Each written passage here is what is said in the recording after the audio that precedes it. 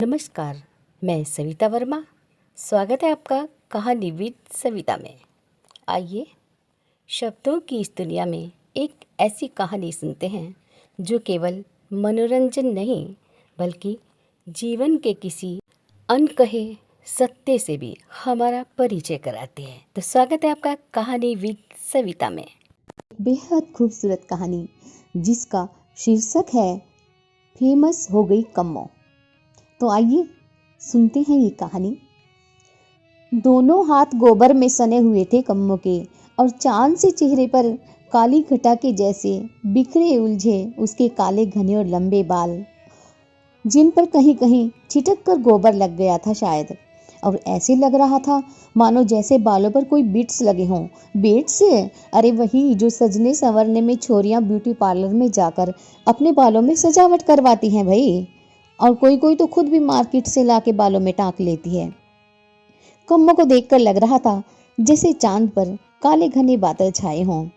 वो अचानक से उपले पातने छोड़कर उछल कर चीख पड़ी, अरे ओ श्यामू, ओ रामू, अरे रज्जो गुड्डी, कहाँ मर गए जाने सब। पेट में बड़े जोरों का दर्द हो रहा है। आय हाय रब्बा, किसे बताऊं? ना बताऊंगी तो यो मेरे पेट का दर्द बढ़ता ही जाएगा। ए मर जानो, हमारे गांव में भी इंटरनेट आ गया। अब तो हम भी यूट्यूब पर अपनी वीडियो डालेंगे और फेमस हम भी होके दिखावेंगे।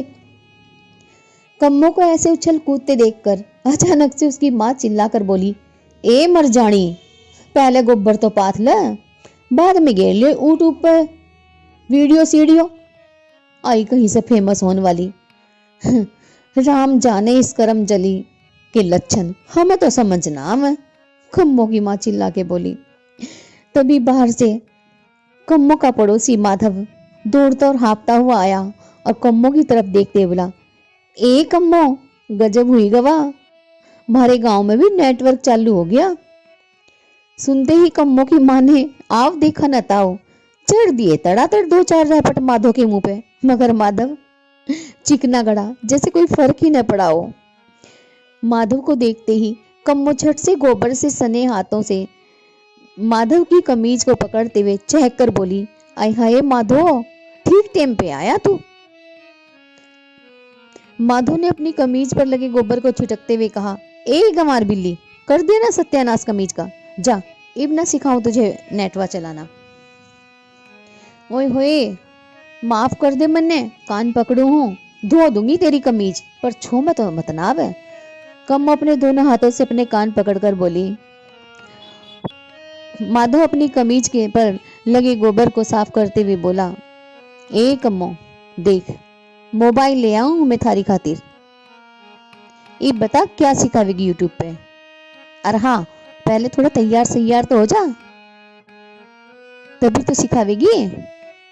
कम्मो झट से तैयार होकर आ गई और बोली, आज तो मैं चक्की चलाना सिखाऊंगी सबको। आ तू बना मेरी वीडियो, चल चक्की के धोरे, चल शुरू कर हमारी वीडियो। तभी माधव बोला, तू बढ़िया बोलियो, जे थारी वीडियो ज्यादा से ज्यादा लोग देखें। और देखिए मारे हाथ का इशारा करते ही बोलना शुरू कर दियो।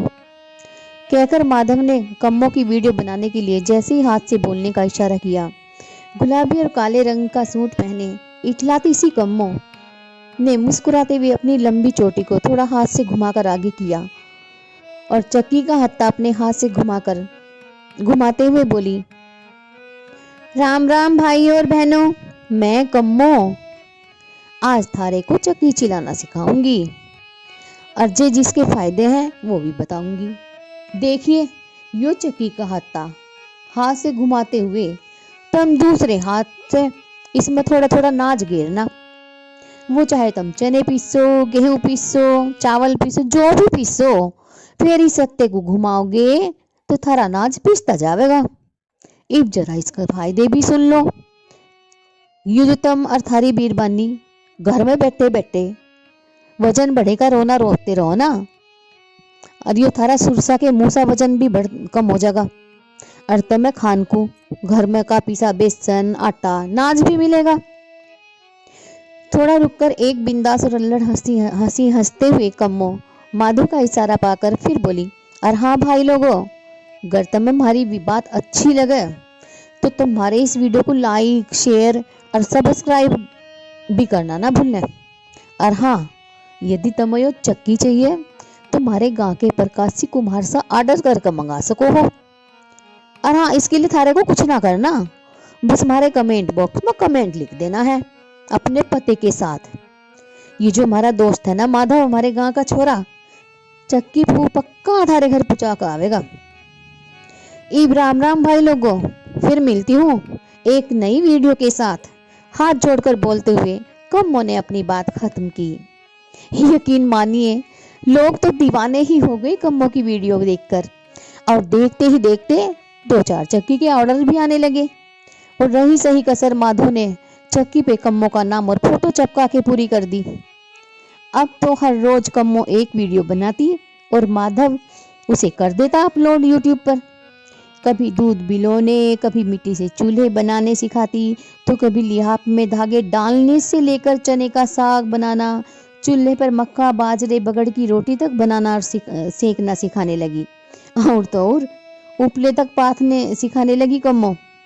लोगों को अब कम्मो और कम्मो की वीडियो खूब पसंद आने लगी और उन्हें कम्मो की अल्हड़ और मासूम हंसी का हमेशा इंतजार रहने लगा।